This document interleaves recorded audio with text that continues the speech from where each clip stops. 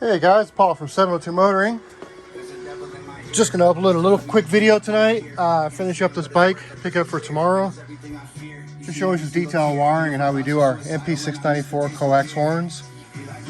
Here's our tweeter input wire. We're gonna solder into the crossover and keep the crossover underneath the cover of the lid.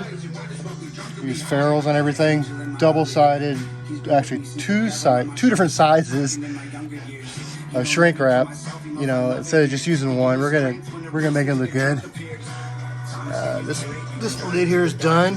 So your crossover is behind your flap for your lid.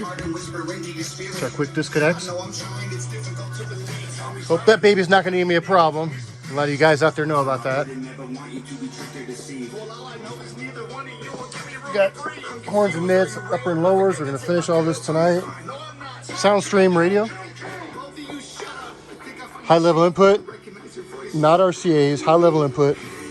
We tap into the Soundstream harness. There's two harnesses that come with Soundstream. Well, it's one, but it goes in between your factory harness. So we tap into the Soundstream harness, get our high level.